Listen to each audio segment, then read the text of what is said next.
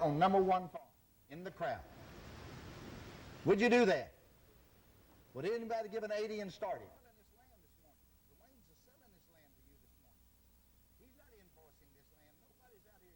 When you can buy something located in 2 miles of Frederick and lays like that farm lays, and you can buy it this morning. Out the southeast corner on his quarter. An ideal situation for you boys in the cattle business.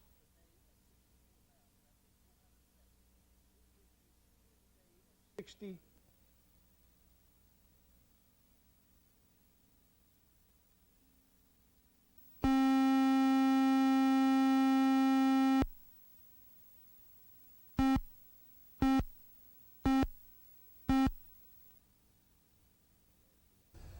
I love the life.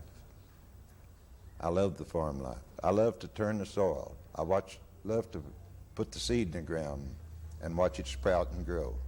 I love to harvest.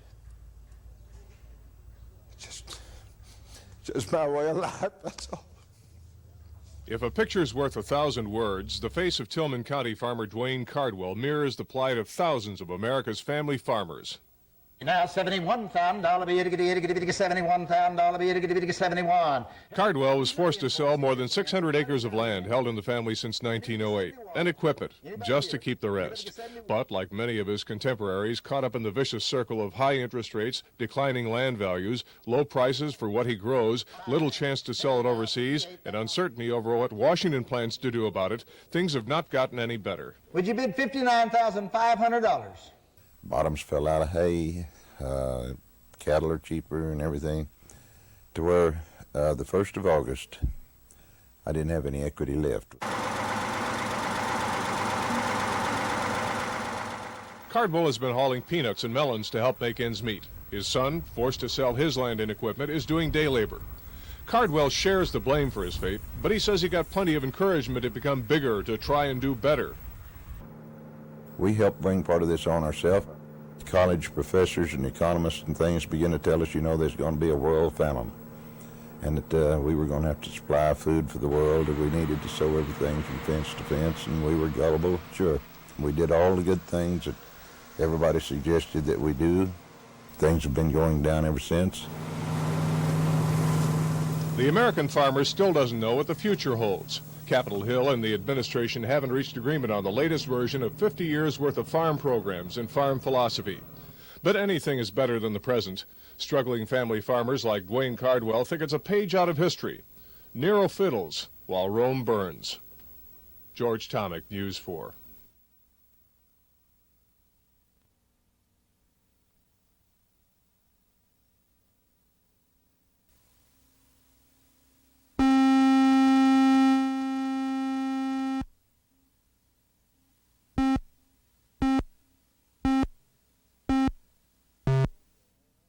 No longer are all illegal drugs smuggled into Oklahoma.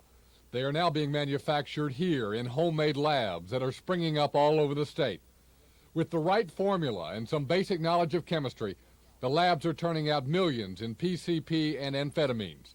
There are many and serious dangers involved in the enforcement operations against the laboratories. The growth of the clandestine labs was the focus of a congressional hearing today in Oklahoma City. It comes on the heels of a significant increase in the availability of illegally manufactured drugs.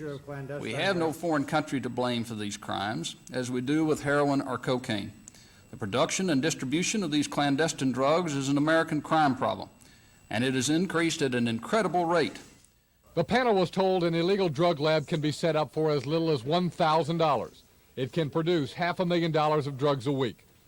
A big problem for police is that the chemicals needed to make the drugs are not illegal to purchase, and officials aren't sure outlawing them would help. Every time we control a chemical, the violators find a way to go around it and make the precursor they need by using other chemicals that are non-controlled. So we could get into a cycle of controlling everything and not really getting the end results that we wish.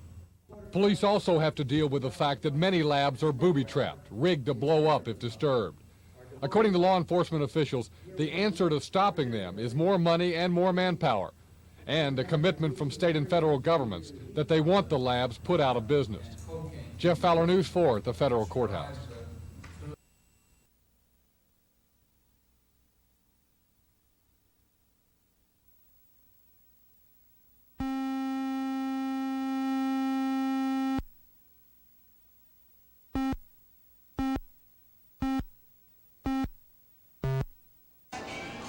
This is a way of life for thousands of Oklahomans this time of year.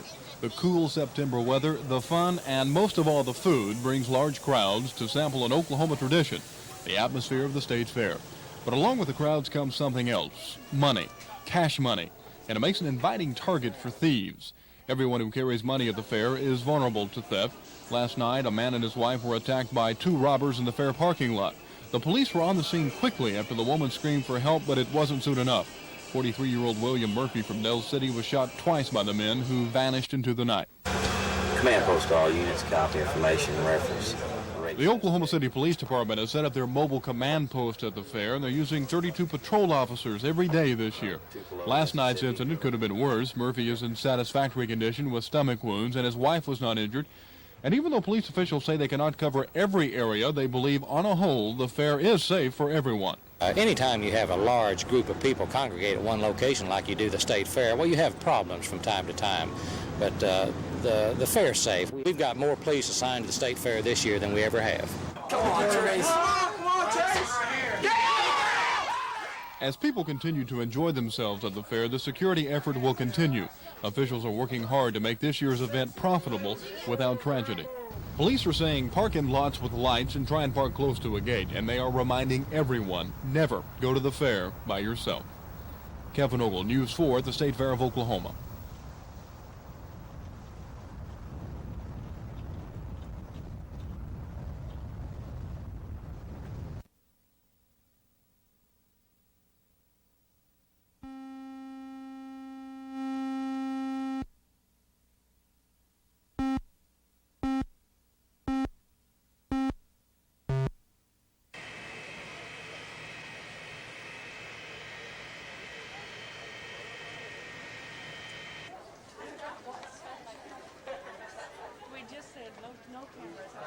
We're back. The work that we did down in Mexico was mainly with the dog teams.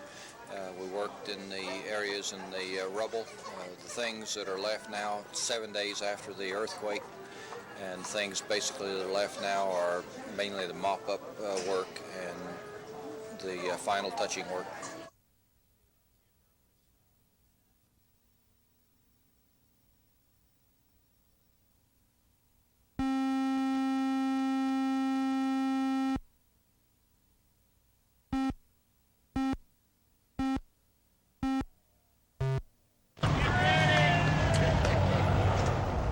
This is a truck full of help, headed for people who need it. About 36 hours from Tulsa. Of course, it'll be about 34 from here. Put you in there sometime late Saturday night. This is a group of men from the Southern Baptist Convention, and they are driving to Mexico City, where thousands have been affected by a massive earthquake. The 12 will be resting wherever they can, using sleeping bags. They won't have any of the personal comforts of home, but that's not why they're going. They're bringing food and lots of it to hungry victims of the quake. Their tractor-trailer rig can feed 3,000 people the same day they arrive, and they're hoping to spend at least 10 days in Mexico City. One of the men is 21-year-old Modesto Martinez from Bethany. He's Mexican, and he will be acting as interpreter. He's hoping his emotions won't stand in the way.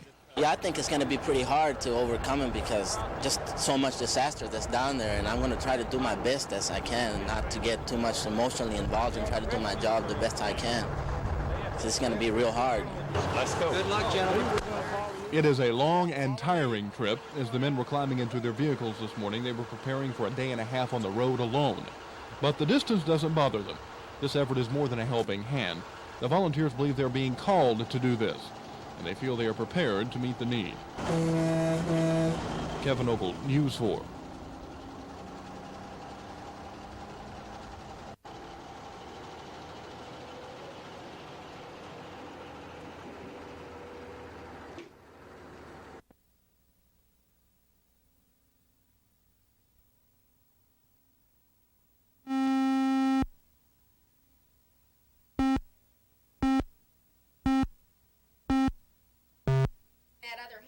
To explore the object. Okay, let's see. Okay. Bang the two cubes together.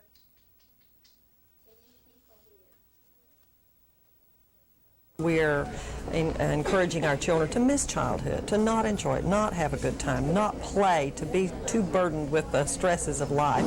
And so hopefully the people who are here today will pick up on some of the fun and how to let a child be a child and to enjoy childhood with them.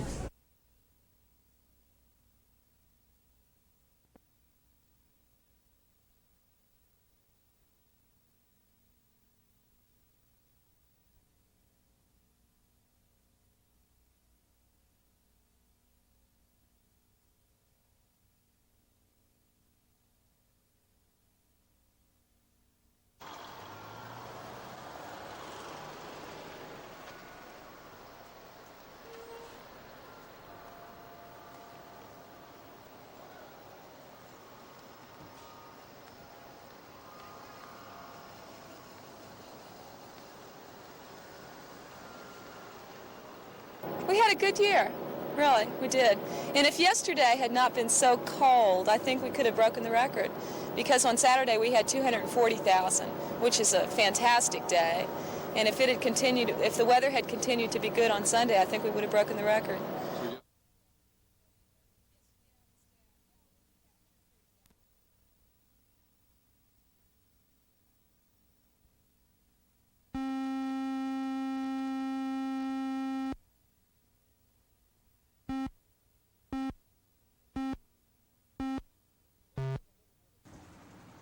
The head of the Living Word Academy Child Care Center says the Bible dictates corporal punishment be used when children misbehave.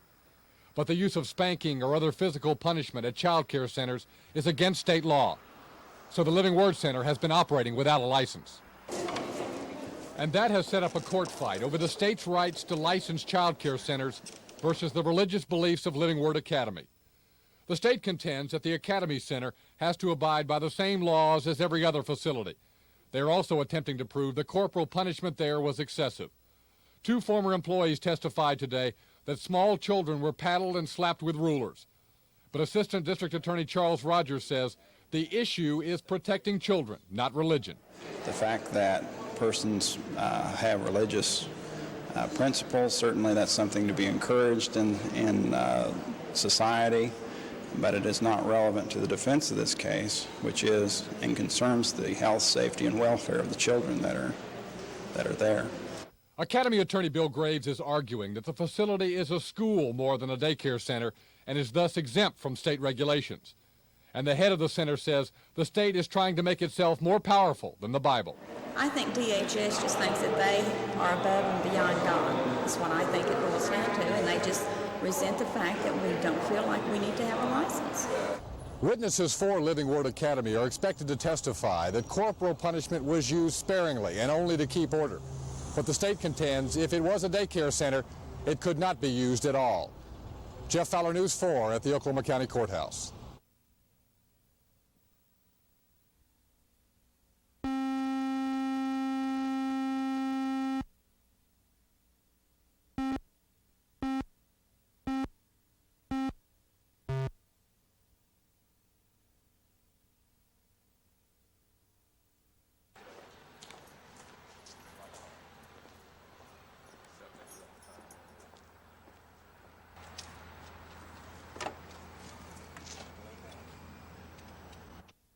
According to experts who saw her, the gunshot was approximately 2 to 3 feet away. And that's very difficult for a 16-year-old to hold a gun 2 to 3 feet away from herself and pull a trigger.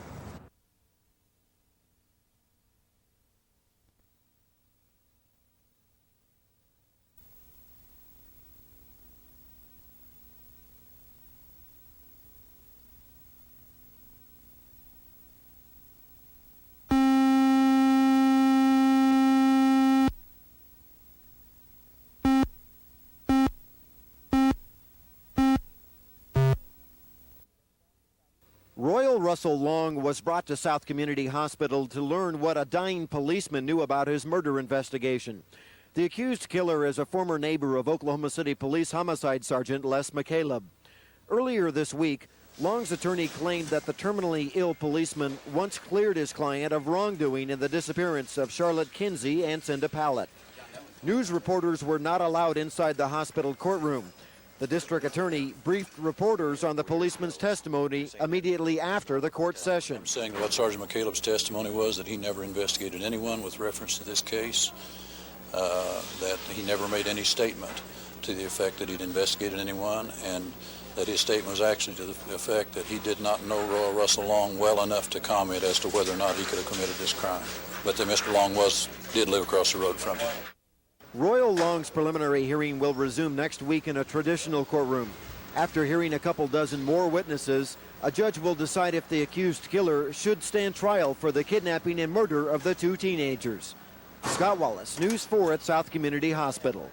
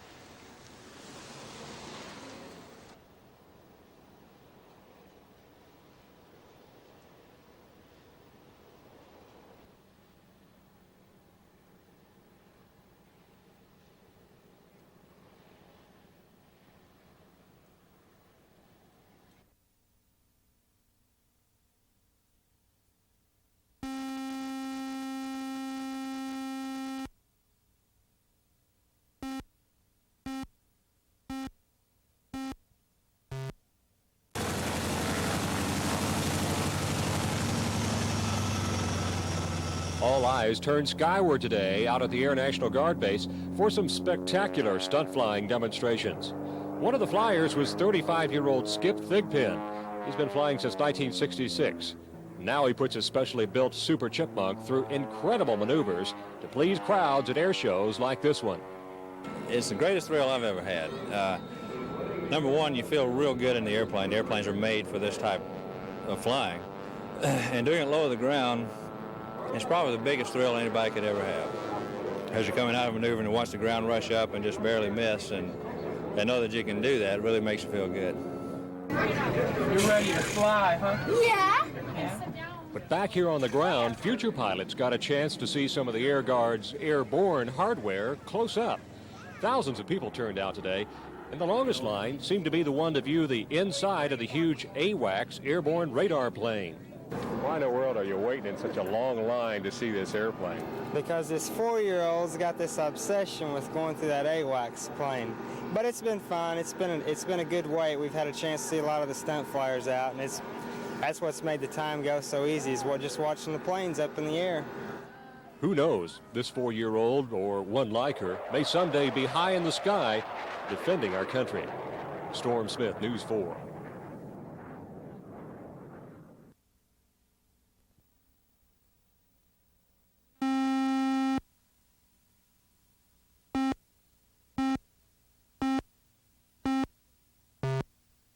My most memorable days in television began right here at Channel 4. It was here I learned to put my heart into TV. And now you were and gotten in. We probably should have done that. Next time I'm out there, I will do Oh, that. absolutely. But the other thing I was... It's been 2 years now, and when I get off the airplane here, I feel at home again. It takes 2 seconds, exactly.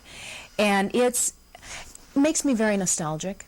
I mean, I walked through these halls, and I remember the first day I sat in this room talking to Bill Thrash about possibly working at KTVY.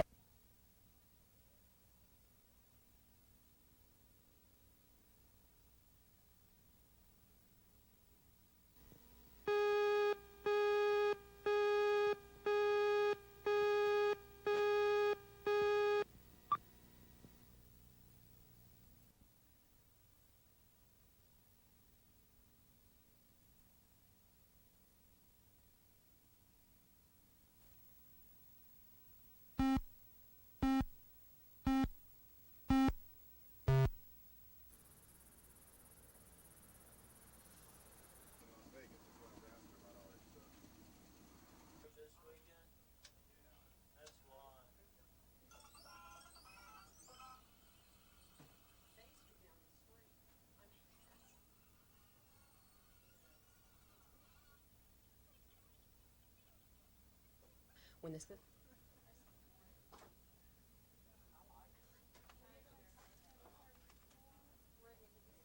Okay, that would be a monthly rate. Now, did it just recently go down, do you know?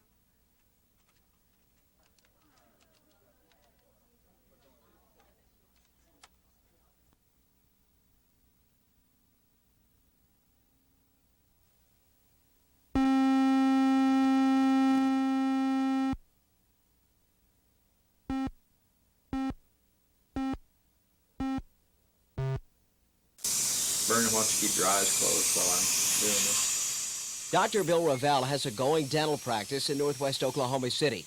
There is more to dentistry than just root canals or filling teeth. Bill has to be a good businessman, too. He keeps a close eye on his overhead.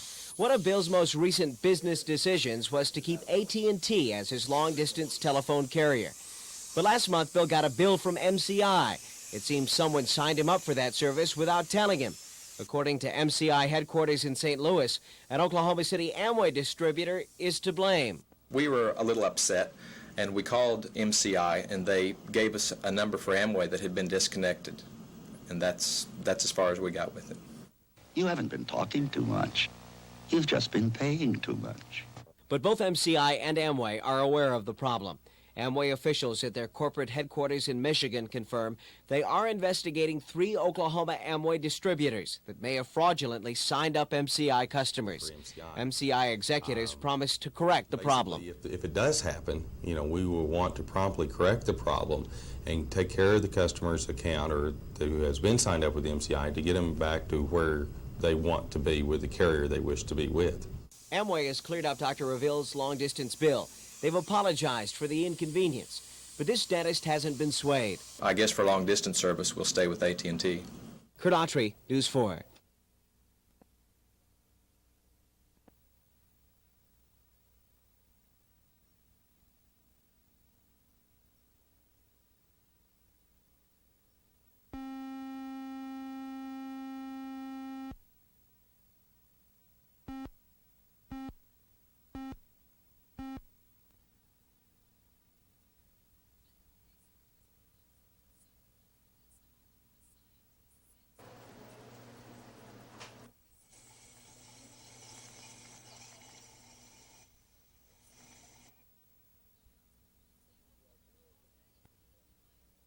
I think the idea that is being proposed here in Oklahoma is a fantastic idea. That is, why don't we have the insurance companies who pay for illness pay a little bit of tax now?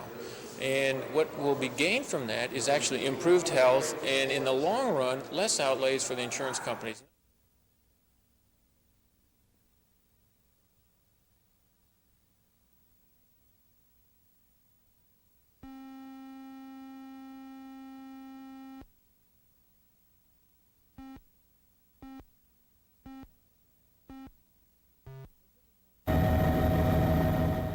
When Linda Thompson's body was found in this heavily wooded area in Seminole County yesterday, it was obvious it had been there for some time. Extensive decomposition forced medical examiners to call in an anthropologist to help with the autopsy. As of this afternoon, they were able to positively identify the remains, but that was about all. They advise that the complete autopsy has not yet been done, and so we have no official word as of yet concerning the cause and time of death. We have our case ready to present to the district attorney's office for the filing of murder charges. However, detectives are awaiting final results from the ME's office on their autopsy before making the request of the district attorney. The 2 suspects in the Thompson case are in custody in California. Dale Shelton and Don Hawkins reportedly helped lead police to the body. But there is still confusion today over which county would prosecute them in the alleged murder. That's because Thompson was abducted from an Oklahoma County shopping mall, but her body was found near a lake in Seminole County. And this afternoon, officials were still trying to determine which county would file the murder charges. There's a legal issue to be resolved. If there is any question at all as to what county the homicide occurred in, then it can be prosecuted in any of the counties, including Oklahoma County. If there is direct evidence establishing that the homicide was committed in a specific county, then that county and only that county would have venue.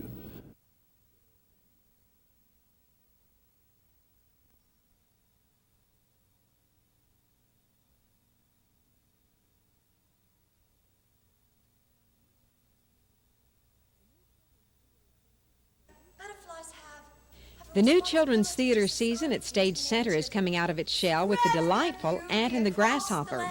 The show is based on an Aesop's fable and is filled with colorful costumes and charming creatures. Performances are every Saturday and Sunday at 2, now through November 3rd, and of course it's 4's Family Fun Pick of the Week. Also at Stage Center, a rare treat for guitar lovers.